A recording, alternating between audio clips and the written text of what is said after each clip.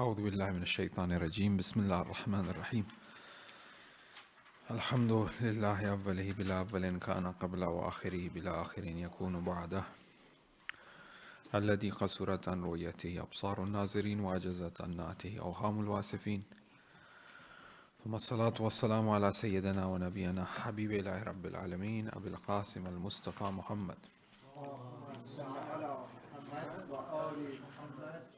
وعليه الطيبين الطاهرين المعصومين المظلومين ولعنة الدائم على أعدائهم أجمعين من الآن إلى قيام يوم الدين أما بعد ضمن الله أجورنا وأجوركم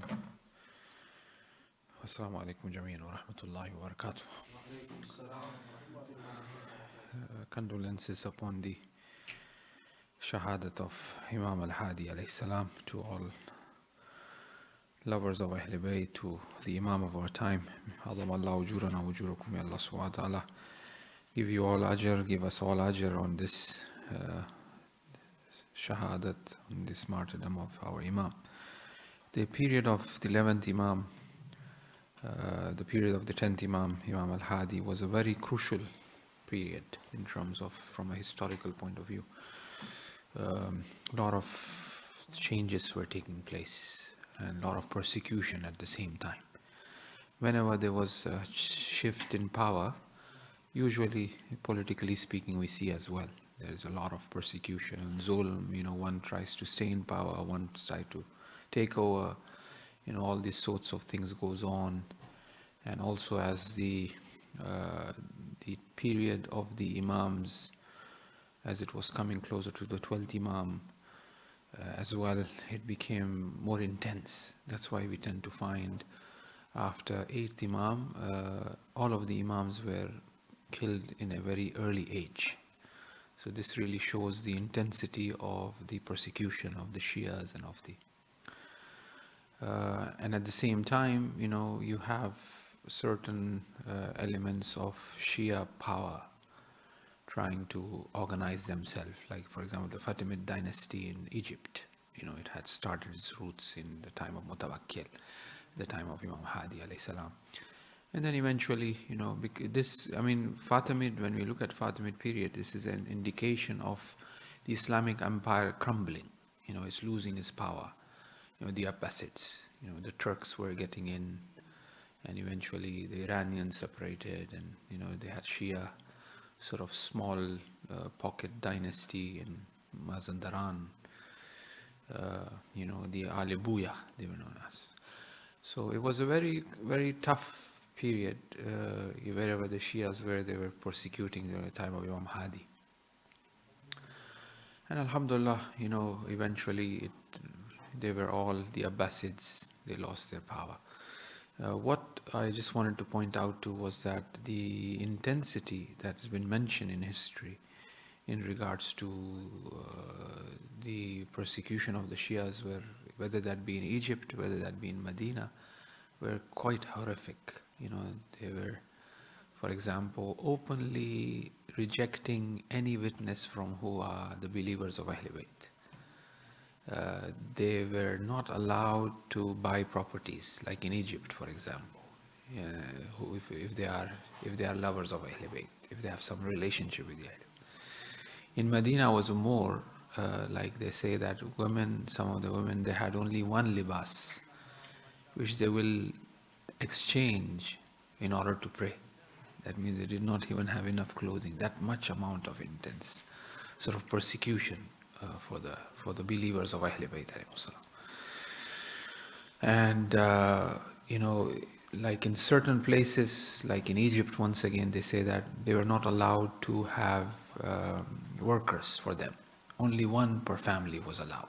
Like they used to buy slaves and all that, right? They used, right, the people who have money, for example, or they would have more slaves, or they were not allowed.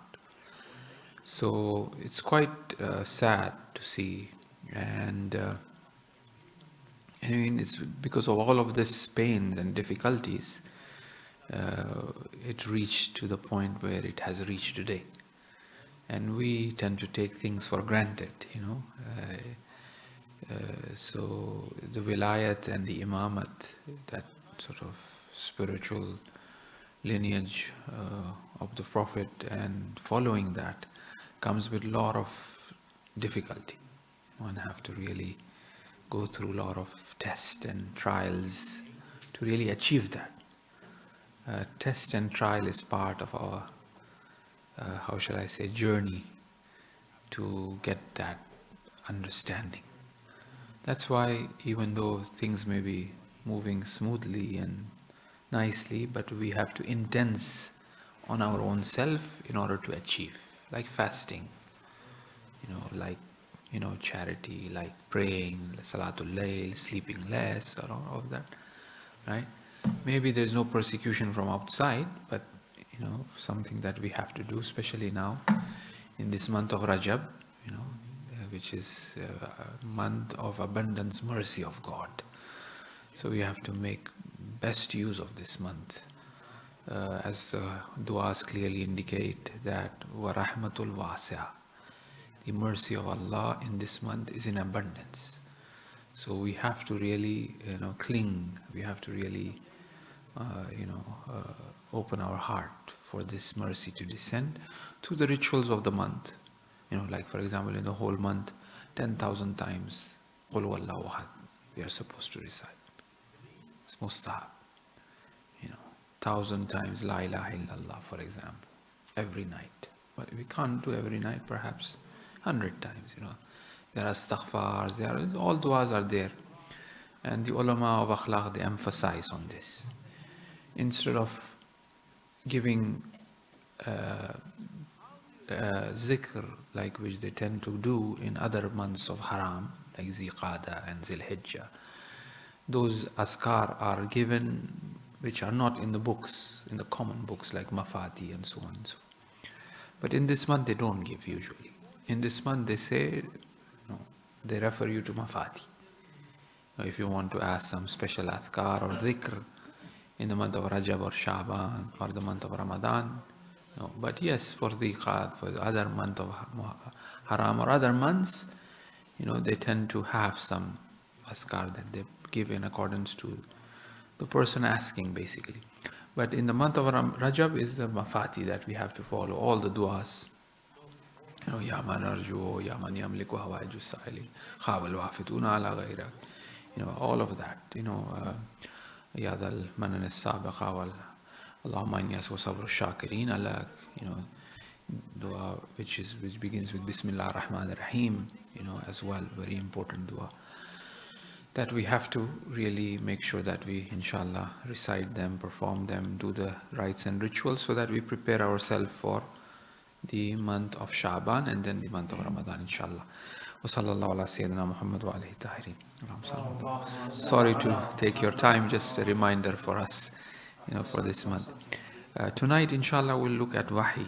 Wahi, a very interesting phenomena, a very interesting reality.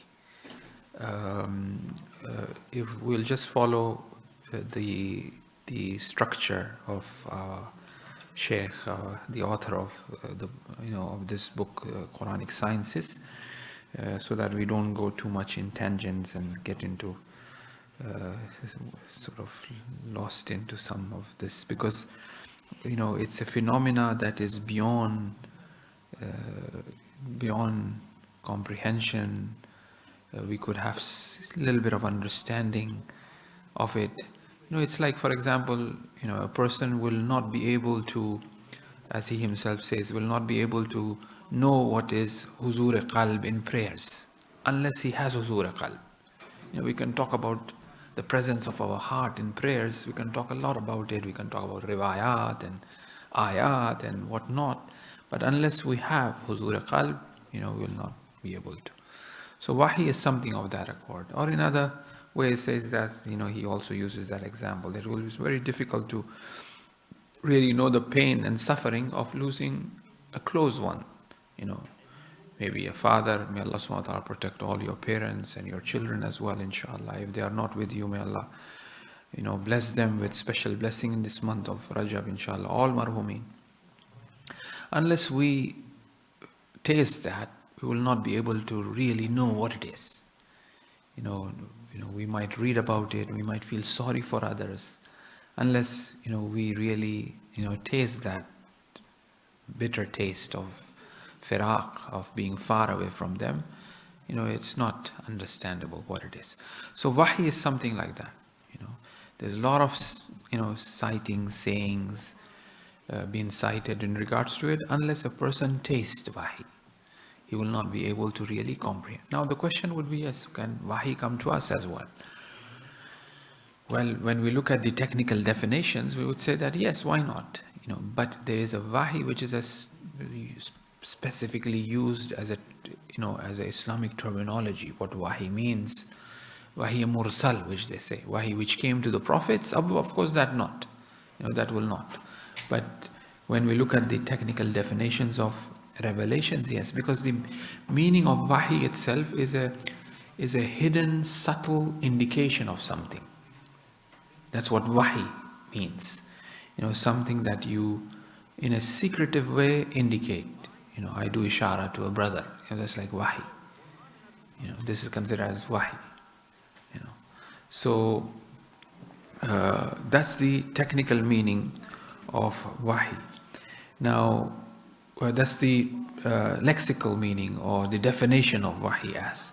However, when we look at revelation or wahi within the religious context, it gives a different meaning, particularly in the Abrahamic faith, such as a revelation which is coming from God, which God sends an angel, or through different means which we'll talk about. It's a communication from God to man. God is sending that message to man.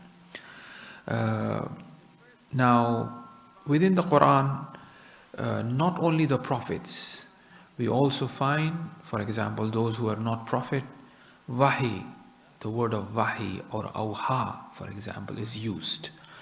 For example, for shayateen, the shayateen, they do wahi to each other.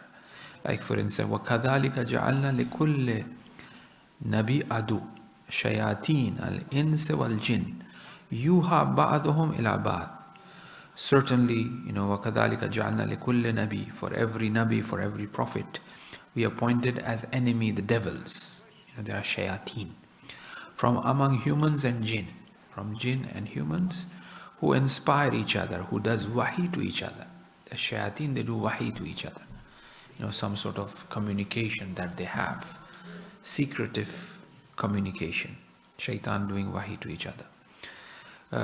Jinn, for example, as he go along further, will not have that divine wahi. It's only humans have that capability to really have that divine wahi. Yes, they could have wahi to each other, not with Allah. A jinnah cannot have a message from God. Our prophets were the prophets of the jinns as well. Right. Now, they say there are about 78 times Quran have used the word wahi in the Quran. And in the majority of this word is in relation to the Prophet. That wahi being done to the Prophet, sent to the Prophet. Sallallahu Alaihi Wasallam. Allahumma salli ala Muhammad wa ala Muhammad. For example, this verse, as we recite in regards to Hazrat Zakaria, it says, so he emerged before his people from the temple. فَخَرَجَ عَلَىٰ قَوْمِهِ مِنَ الْمِحْرَابِ. From that, mihrab, فَأَوْحَى إِلَيْهِمْ, and signaled to them that they should glorify Allah. So he did a ishara, he did a way, because he's not speaking. He's been given that glad news, good news to Hazrat Zakaria, but he's not supposed to say. So he did an ishara to glorify Lord. Some good news happened, he said, okay, thank Allah or something like that, right? That's a ishara, once again. Or for example, inna awhayna ilayka kama awhayna ila Nuh. This is in regards to the revelations that came to the Prophet. We have indeed revealed to you as we revealed to Nuh and the prophets after him, as we revealed to Hazrat Ibrahim, wa Ismail, wa Ishaq, wa Yaqub, and the tribes, Jesus and Job and Yonah and Aaron and Sulaiman, and we gave David the Zabur, for example. Once again, inna awhayna ilayka, O Prophet, we are doing wahi to you the way we have done to all of these people, right? So once again the word wahi being used, that communication from God.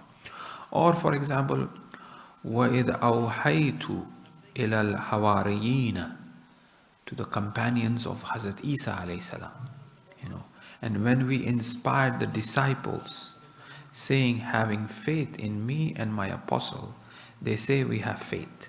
Bear witness that we are Muslims. So wahi to the Hawariyun, to the companions, not only to the Prophet, but وَإِذْ يُوحَى رَبُّكَ إِلَى الْمَلَائِكَةِ أَنِّي مَعَكُمْ فَثَبَّتُوا الَّذِينَ آمَنُوا. These are the angels, doing wahi. Then your Lord inspired the angels, I am indeed with you. To Hazrat, for example, mother of Musa alayhi salam, that she was inspired and she is with you and you got to do this. Or to the bee, as God says in the Quran that وَأَوْحَى رَبُّكَ إِلَى النَّحْلِ, to the nahl, to the bee, God have done wahi. So you see that this one term of wahi being used in different contexts. Shaitan doing to each other, to a fly, to the companions, to the Prophet as well. Same word wahi is used, right? Or for example, you have the heavens. Then he set them up as 7 heavens in 2 days, and revealed in each heaven. وَأَوْحَى فِي كُلِّ سَمَا وَأَوْحَى. We did wahi in kulli sama, in all of these heavens, right? In each heavens, its ordinance. We have adored the lowest heaven with lamps and guarded them. So once again, the word of wahi to skies, the word of wahi to the bee, the word of wahi to the Hawariyun. Now he divides into number 1, while based on these ayahs of the Quran. Number wahi as a natural instinct. Wahi is considered as a natural instinct. The bee is being asked to go towards, it's share what it's supposed to do or carry out, for example. That's as a gharida, they call it, ghariza, as a natural instinct. That God guides the bee, for example, how to choose a good place for life and how to make their hives. God is doing that wahi. Right? Ilham is also wahi, inspiration. وَنَفْسِ وَمَا سَوَّاهَا فَأَلْحَمَهَا فُجُورَهَا وَتَقْوَاهَا. Definitely by the soul and him who fashioned it and inspired it with its virtues and vices. This is also wahi. God is sometimes Allah suggests certain ideas or courses of action to some people who are not necessarily prophets. وَأَوْحَيْنَا إِلَىٰ أُمِّ مُوسَى. Once again, it's an inspiration pointing out to based on the definition or on the verses of the Quran. Or prophetic revelation, as it says, for example, نحن نقص عليك أحسن القصص بما أوحينا إليك هذا القرآن. We relate unto you the most beautiful stories. Surah Yusuf, right? Beautiful stories is Surah Yusuf, the best of stories. It's very strange. The best of stories is a very romantic story. Even the God is saying, there's some sort of, that's why the most novels that people tend to buy is the romantic novels. The most movies that people tend to like is the romantic movies, The best of stories, God knows, right?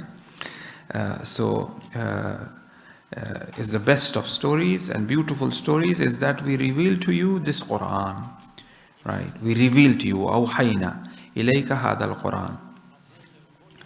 And before you were in غافلين. Now, important aspects and characteristics of the prophetic revelation. Now, there are certain differentiation in regards to the wahi, which is particularly to the Prophet, and other sort of wahi that are there. For example, the Quran clearly deters that. وَكَذَلِكَ أَوْحَيْنَا إِلَيْكَ قُرْآنًا عَرَبِيًّا. Thus we reveal to you an Arabic Quran, and that you may warn the people, the mother of the towns and those around it, and warn them of the day of gathering, in which there is no doubt. So now here is, we are revealing to you, we are doing the wahi of the Quran in Arabic. It's very clear. What type of wahi is this? It's a wahi in a form of a Quran. So Quran is a wahi, right, which is in Arabic. Now, there's a requirement of this wahi, and that is the reception. The bee will have the reception of its own inspiration or its own sort of gharida. The bee will not be interested in, for example, making a hole like a mouse, unless it's a Disney cartoon, for example. That's how they play with, right? To make it really, they base their plots and stories and on these spiritual realities. That's why it became a pseudo sort of religion. The Star Wars and Matrix and all of these are some pseudo aspect of deen, right? So therefore, so wahi requires that sort of reception of a person. Unlike Ahl Sunnah, they said, "Oh, Rasulullah, he does not know. Maybe he may commit sins. That requires a proper heart or a soul or an individual to have that pure wahi. That's why they have these stories that when wahi came, Prophet went to Khatija, and Hazrat Khatija, he asked, "What is this happening to me?" He said, "Okay, let's go to Warqa, the doctor." And then he said, "Oh, it doesn't make sense. If I see you, I see you. I know I have seen you. It's not like if I see you, I don't know who you are.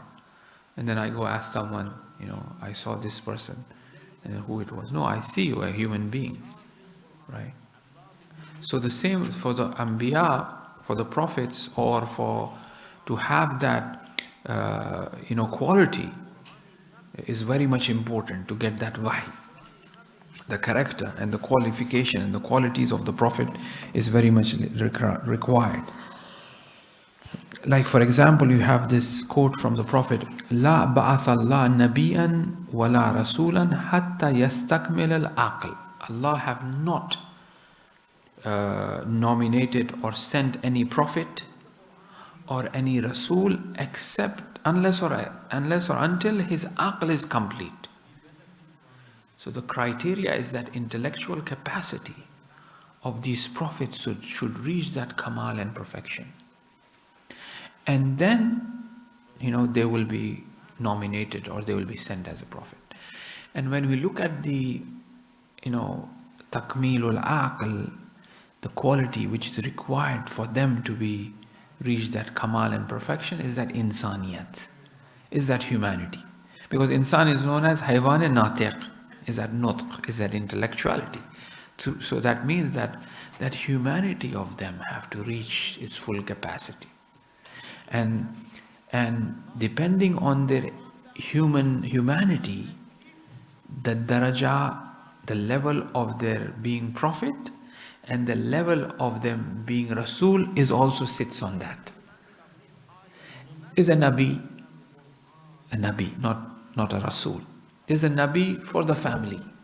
My humanity and my concern and my worry or my heart aches for this community here. So God nominated me as a nabi for this community only. I'm not concerned about what's happening there. I'm a good human being, but I have this concern. But there is someone who has concern of entire mankind. Then he becomes Rasul. Rahmatul lil Alameen, or Rasul in the sense that wherever that, then he wants this message to reach to everybody because he's concerned about them. He's worried about, he wants to take care about them. He wants the best for them. See? So this nomination or this, unveiling of the, metaphysical reality or heavens, so that they could get something from there, depending on their heart and how much and what they really want to deliver. Like, as if you remember, we were speaking about earlier in regards to Einstein, right? Einstein technically is wahi of these principles. That's why they are so precise. That's why he's an intellectual person. He wants to benefit people, right? He kind of unveils this based on his aql. Maybe he's contemplating, maybe he's thinking, on whatever level. God provides him, and then he delivers, and people benefit, right? Yes, he has not done like a miracle as such, but there's something, if we are just looking at the definitions of wahi, not in the sense that wahi as a wahi mursal, like angels, like Quran, no. Like a bee, like inspiration. He had some genuine concern about sharing, about caring, about giving, which kind of led him towards this. He became that medium for the benefit, to benefit mankind.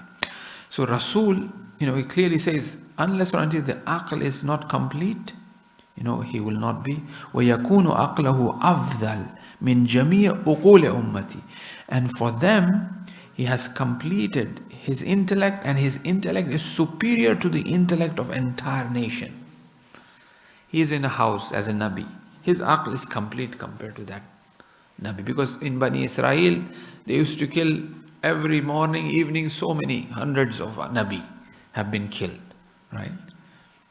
There are 313 Rasul and 124,000 Nabi. So Nabi is a lower rank, and then Rasul is a higher rank. Rasul is known as a messenger. He has a responsibility to give the message. Nabi is just nab, from naba, from that, that opening of the heart, from that news. Naba is really to provide that news, naba. So Surah Naba, that sort of Nabi Azim, that great news, for example, right? So that Nabi is given that divine information, inspiration, for example, opening of his heart in accordance to his, and he is the most intellectual in that family or in that town, right? Rasul is, no, he has a responsibility to deliver. He becomes Nabi first, and then he goes higher, then God chooses him, okay, now you are responsible to deliver this message to the nation, right? So there are many riwayat which points out to the requirement of the prophets, of the Anbiya and of the Rasul to be intellectual people, to be pious people, to be good people, to be trustworthy people, people who are pure, rather than people who makes error or mistakes or who commit sins or who doesn't have aql. No, they are insan hai kamil, they are perfect individuals, perfect beings. Now the question is in regards to that, are the prophets aware of this divine communication, that this is really wahi, this is not shaitani? Like, for example, the whole basis of satanic verses is that, shaitan comes and deviate, and it's called satanic verses. In the Quran is actually nauzubillah, right? It's actually shaitan who came in a form of an angel, and he deviated, the prophet, and he brought this. No, this is a typical weakness of the Ahl Sunnah ideology, that they say that, oh, okay, shaitan comes and deviate and calls himself as wahi, and prophet was unaware, prophet did not know, for example, right? Now for us, we say that no, prophet is fully aware. All of the Anbiya and Awliya are fully aware, and as a matter of fact, there's a verse in the Quran which says that وَكَذَبَ الْفَوَائِدُ مَا رَأَى. the heart did not deny what it saw to the Prophet when he saw it for the second time. He saw for the second time, the heart did not deny, he was aware of it completely, right? There's a hadith from the 6th Imam which says, verily when Allah chooses a servant of his to become an apostle, he bestows upon the person confidence and tranquility. So what comes to him from Allah is like what he sees with his eyes. So Allah give him that sukoon, that peace, that confidence, that tranquility, that itminan, that yes, this is the message of God and I'm certain about it. And Zurara continues, for example, in regards to the uncertainty, because he was asking how the 6th Imam, are the prophets certain of what has come to them from God? Then Imam is replying them. The veil was removed from them. That hijab which they have, it's completely removed. Now here Zurara continues in this hadith and he asks in regards to muhaddith. Muhaddith is a person who hears God, who does not see. By definition, who hears an angel is known as muhaddith. Although we use it in sort of common term, it has fallen that meaning, like how salat. Salat was considered as dua. Now salat means a particular form of ritual that we perform. Muhaddith kashani, muhaddith qummi. But muhaddith, technically speaking, is a person who hears the angel, who hears the hadith from God. That is a muhaddith. Who does not see, but only hear. He is considered as a muhaddith according to the definition of the 6th Imam. Right. He will be bestowed, and the muhaddith will be bestowed with confidence and tranquility, so he knows it was an angel. When he hears, he will be sure that he has heard an angel, not like, oh, I hear somebody, not like that. No. He will be certain, and God will give him that certainty and yaqeen that it was an angel. Now, people tend to take this, because of the purification of the heart, a person reaches to that limit where he enters that realm of divine lights, of wahi, of divine inspiration, right? Mukashafa, if you want to call in the mystical terms or irfani term, unveiling of realities, which could happen to anyone, right? So this should not be taken as a strange phenomena, as the mushrikeen and kuffar they did. This is strange what you're talking about. If you are right, then destroy this or destroy that, kill this person, kill that person in a miraculous way. They challenged the Prophet. But Prophet said that yes, Prophet performs miracles, but Prophet is not there to kill whatever you say, the Prophet will do like a magic, for example. No, right? So does it seem odd to these people what we have revealed to a man from among themselves, declaring, warn mankind and give good news to the faithful that they are in good standing with their Lord? The faithless say, this is indeed a plain magician. That's the response. It's very odd what Prophet is saying, So they regard this as a strange phenomena. On the other hand, God says that no, it is not. It is natural when a person sort of reaches that level of purity. Now, among the prophets as well, as we were talking about the capacity of them, God have, graded them. Ulul Azm, for example, or Rasul or Nabi, as we talked about, right? Now, you have the Nabi, as we said, who have wahi, who receives the revelation. And then we have Rasul, which is on a higher level. So every Rasul is a Nabi. Every Rasul is a Nabi. Then you have the Ulul Azm prophet. They are the greatest one. They are Azim. Now the reason of them being that Azim is that patience of theirs, is of their character, of their akhlaq. I think we did this verse when we were doing akhlaq last term. فَاصْبِرْ كَمَا صَبَرَ أُولُو الْعَزْمِ مِنَ الرُّسُولِ. Do be patient like the way how the Ulul Azm were patient. Hazrat Nuh, Hazrat Musa, Hazrat Isa, Hazrat Ibrahim, and the Prophet. These are the Ulul Azm prophets, right? So the author is trying to point out to the different levels of Wahi, Nabi, Rasul, and Ulul Azm.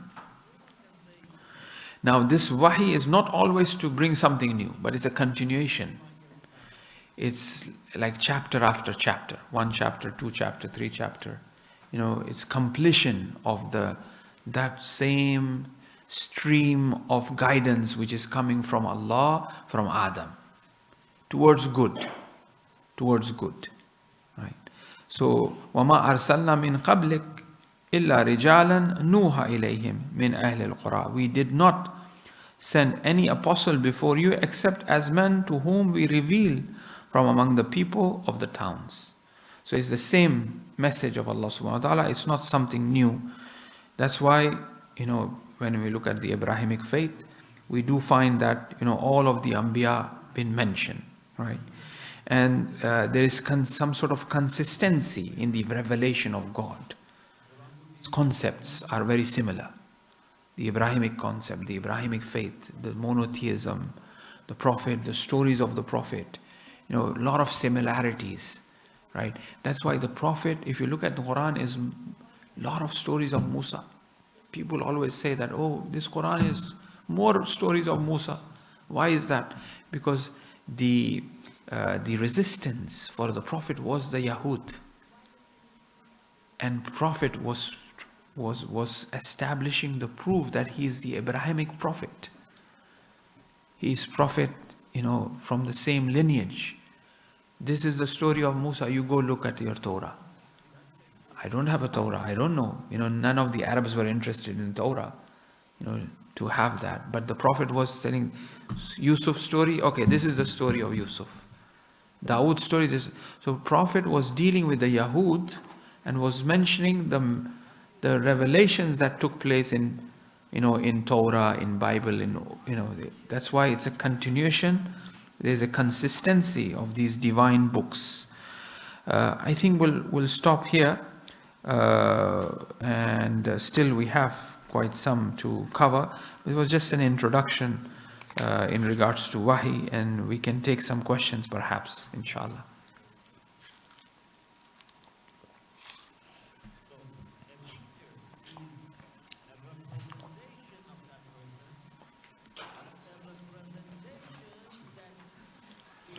Alaikum salam. Do you know where Imams fit on that hierarchy from Nabi to Rasul to Ulul Azm?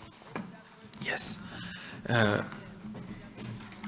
The criteria of Ulul Azm is what? Is the sabr, right? And the Masumin alayhim salam, when it comes to sabr, we find that they have gone past the sabr of Nuh, the sabr of Musa and Isa and all that. So that's why we regard them to be greater than the prophets. That's why, right? Higher in terms of their substance, in terms of their reality. And in terms of the imamat, like for example, Hazrat Ibrahim was a Rasul. Although being a Rasul, he yearned or he desired to become an Imam. After being a Rasul, God said that, okay, now I make you Imam. Now I make you Imam. So after becoming a Rasul, the higher position, Imamat is higher than Risalat. Yes, Risalat is a it's a mission, it's a job, right? That is task been given, right? And which was given to the Prophet, who is the best of Anbiya. And at the same time, Prophet being a Rasul, he's the Imam as well. He's the Imams of the Imams. He's the Imam of the Imams, the Imam, Rasulullah. Because Hazrat Ibrahim was Imam as well, right? And some indications are there which says that the Ulul Azm were actually the Imams amongst the prophets. The Ulul Azm have reached the daraja of imamat. That's why they were Ulul Azm. So Hazrat Ibrahim passed the test of Ismail, becomes an imam. Then you have Imam Hussein, in terms of their position, for example, if you want to look at it. Now, we say this because we tend to approach the Quran in a very intellectual way. And we are not afraid of our aql when it comes to expressing our opinion and our understanding. Right? This is quite daring and quite unique. Compared to Ahl Sunnah, they say, oh, you are making the daraja of the imams higher than the prophets. And the prophets were mentioned in the Quran. We said, okay, yes, they may be mentioned in the Quran, right? But if you look at it, if you weigh it, you have to use your aql. But they say, no, you're not supposed to. Muawiyah is also Sahabi, and Imam Ali is also Sahabi. We are not supposed to discuss. No, we say, no, look at it, the practicality of it, right? It's a very, special way that, alhamdulillah, we tend to approach these issues. Yeah, the imams are higher. Now, another point of view here that one could look at it is that Risalat is the exoteric reality of Wilayat, which is the esoteric reality. So you have the exoteric reality for umum, for everybody, Rasul. He come and gives. But what is the inner reality of this Rasul is that Wilayat, is that Imamat. That inner, the batin of Risalat is Imamat. And that is more profound, and that is more of a value to really understand that Risalat, that spirit is needed. It's like you can compare like the kursi of God and the arsh of God. Kursi is like wasiya kursiyu samawat. That's the zahir. But arsh is the throne itself, where the king sits. Kursi is like a stepping stool, small little thing, right? So the arsh reality is the wilai reality, is the wilayat. Yeah.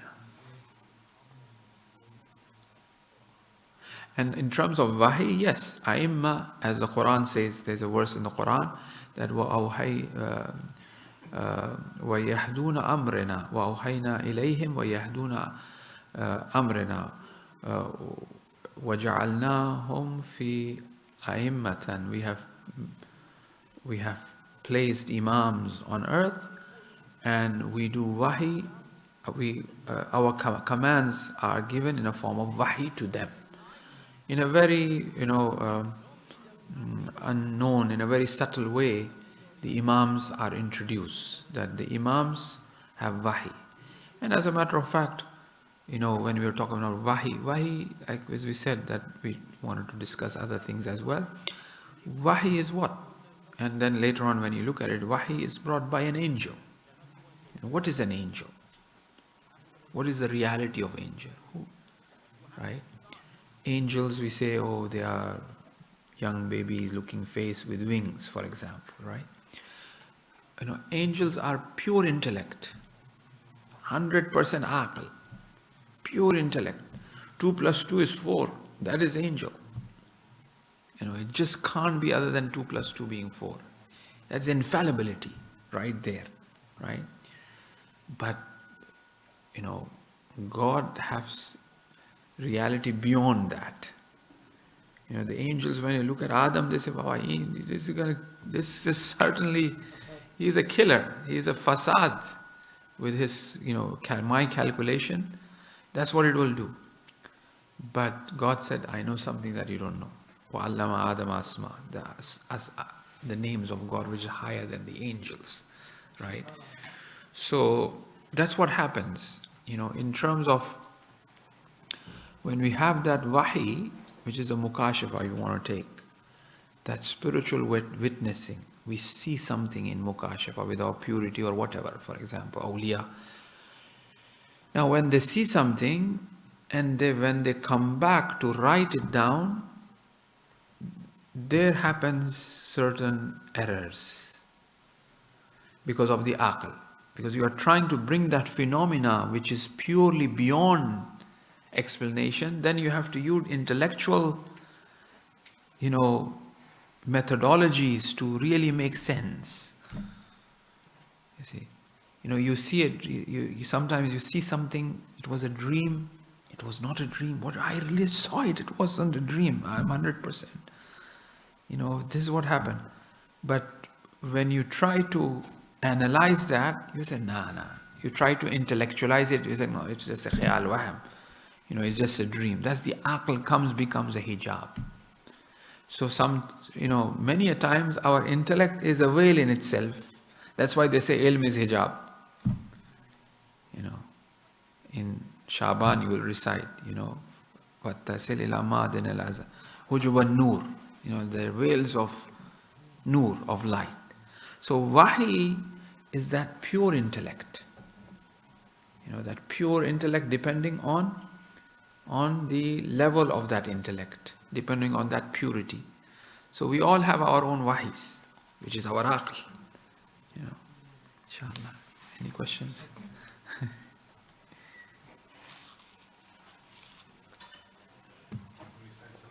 اللهم صل على محمد وعلى رحم الله من قرأ الفاتحة لأرواح المؤمنات, especially.